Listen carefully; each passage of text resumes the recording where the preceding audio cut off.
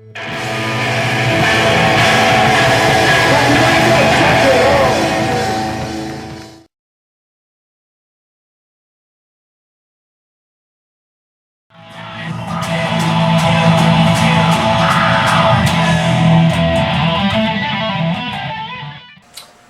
hi. A couple of people have asked me to do instruction videos showing how to do a windmill. Don't claim to be the world's authority on doing it, that would be Pete Townshend, but this is the way I do windmills, and I think it's kind of the way Pete does them. There's a few things. I mean, some people claim that Pete doesn't in fact hit the strings when he swings his arm. He just hammers on with his fingers onto the fretboard to make the sound. Now, there can be a small amount of truth in that. You can hammer on to the fretboard and you will get some sound out of it, but it's not going to be that much, it's not going to be that loud. You're going to notice most of it. If he did it every time like that, you would notice. Sometimes he probably does miss windmills because they're hard to hit every single time. But for instance, if you play a chord and you're windmilling several times on that chord's still ringing out, you're not really going to notice that you miss the next hit on it because the notes are still ringing out. You've got the bass player playing, you've got the drummer playing. You're not really going to notice that that chord is not being hit again.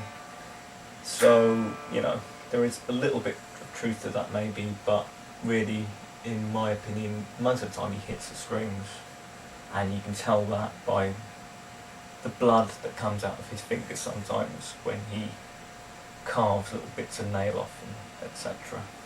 So, a couple of other things people get wrong about windmills is one, the direction. Really, most of Pete's windmills are hitting the strings upwards, so connecting with the thinner strings first.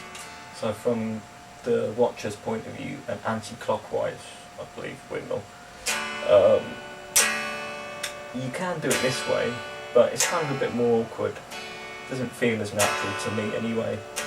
And you see Pete doing a few of those windmills, but most of the time, especially the really fast ones, he'll be going this way. Now the other thing is, people try and hit the strings right here where you usually play, but there isn't really enough room. I mean, if you're trying to windmill like this, you can do it, but your arm is sort of moving in really pathetic little circles. It's not really going to impress anyone if you go like this. It looks a bit stupid, and it is actually quite hard to sort of make your arm do that in a little circle. So really, you want to be hitting the strings further down the neck, somewhere between, like, say, the 12th fret and the 9th, maybe even a bit lower, like the 7th. Depends a bit on how long your arms are, I guess. And the way I do it is basically, if I stand sideways, I would swing my arm out, but I want to curve my arm slightly, because if I keep it completely straight, when your arm gets around here, you're going to be, connecting right down low. It's not really going to work unless you hold the guitar up a little bit, but it's still, you're going to end up hitting the strings much too low. So you want to swing your arm out, and also, if it's completely straight, you're going to basically smash into any tailpieces, the controls on the guitar, the scratch plate. Now, not only is that probably going to really hurt your hand, possibly break it, but if your hand gets stuck on one of these things, it's not going to carry on and hit the strings, and you're going to be left with silence. It's going to sound like shit. So you want to spin your arm out, but you want to curve it slightly as you go round. So at this point, when your arm is going round, it's actually not in line to meet the strings. It's going to miss it by a few inches. But as you spin your arm around, when you get to roughly where the strings are, you bring your hand in a little bit and make contact with the strings. So it's a concentrated effort to smack into the strings. So you're kind of smacking your plectrum in.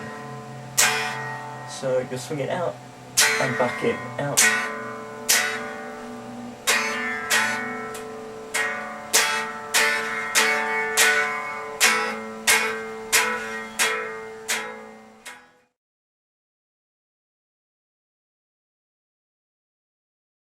Now, the hazard with windmills is obviously you can, hurt yourself. You can catch your thumb. A gig I did recently, I carved out a little bit of flesh and cracked the thumbnail, and then I got blood on the plectrum and it made it a bit sticky.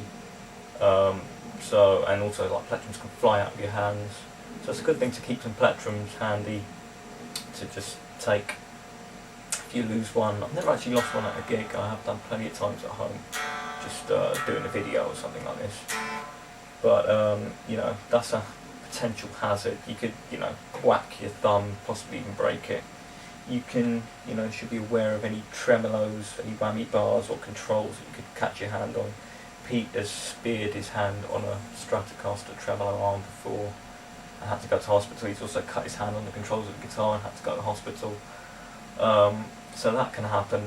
Also, you can scratch the fretboard of your guitar. I don't really like doing it on this guitar because it's quite a new guitar, but I couldn't be bothered going downstairs and getting my other guitar. If you've got guitar, like a Les Paul type guitar with the pickup switch here, you can sometimes miss and smack the switch and something break it. That's the hazard. Stuff like that can happen. I also find that if I'm at home, I always miss windmills, and because there's no adrenaline. I think you've got a lot of adrenaline, it makes you just go for them more, because you've got to really just go for it and not care too much if you hurt yourself. And if you want to do the really fast windmills, you can sort of bend your arm a bit more so that the circle you're travelling through is a little bit less, so you're not having to put as much effort into spinning your arm.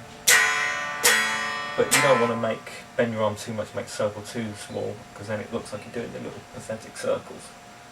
But that's basically how I do windmills. You could probably get away with that.